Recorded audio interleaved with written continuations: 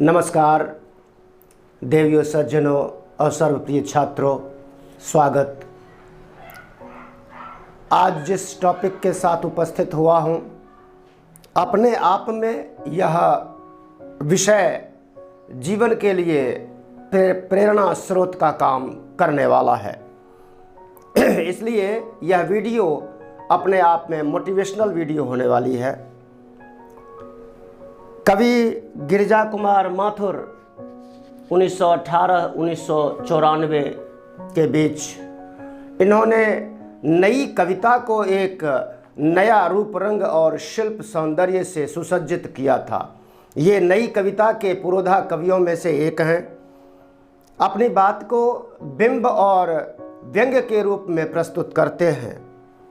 हम सब जीवन में किसी भी पड़ाव पर सामान्य रूप से जीवन में कभी भी दुर्दिन आ सकते हैं। उन दुर्दिनों में हम कैसे अपने आप को संभालें, दुर्दिनों से हम कैसे बाहर निकलें, अच्छे दिनों में दुर्दिनों को कैसे बदलें, यह बात, यह संदेश, जीवन का संदेश इस कविता में छुपा हुआ है। बीते दिनों की जो 3 मुख्य बिंदु हैं इसमें, एक तो बीते दिनों की सुखद यादों में न रहना। कवि माथुर का ये मानना है कि जब हमारे ऊपर, हमारे सामने दुर्दिन आते हैं तो हम पिछले दिनों को अक्सर याद करते हैं। जब हमारे दिन अच्छे होते हैं, खुशियाँ होती हैं और अच्छी अच्छी यादों में खो करके हम अभी जो वर्तमान में दुख है उसको कम करने की बजाय बढ़ा देते हैं।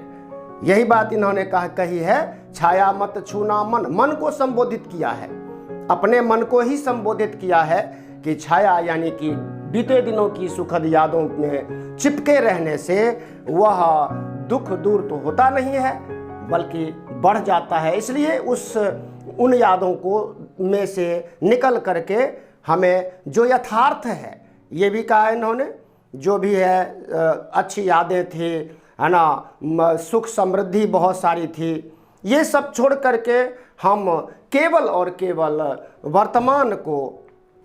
वर्तमान को संवारने की कोशिश करें। आगे इन्होंने 2 बातें कही। एक दूसरी बात कही, सुख शांति और सामाजिक प्रतिष्ठा कम होने पर मृग तृष्णा में न रहना। जो यथार्थ है उसे स्वीकार करना।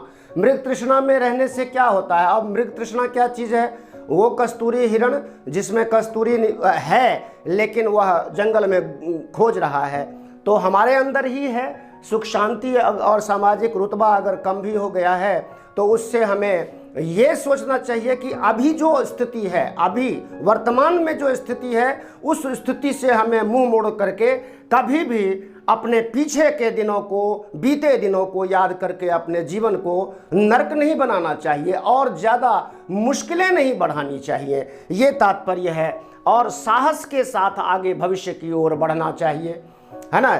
चाहे दुविधाएं हैं, साहस तो है, लेकिन वो एक साहस होने के बाद भी रास्ता सूझता नहीं है। क्या करें क्या ना करें कि जो स्थिति होती है उस स्थिति से हमें और कोई निजात दिला नहीं सकता है, उससे हमें बाहर निकाल नहीं सकता है। हमें अपनी स्थिति को, अपने यथार्थ स्वरूप को, अपने यथार्थ स्थिति को, जो वर्तमान परिस्थितियां हैं उनको समझ करके, सोच करके हमें भविष्य की ओर जीवन में अग्रसर होते रहना चाहिए।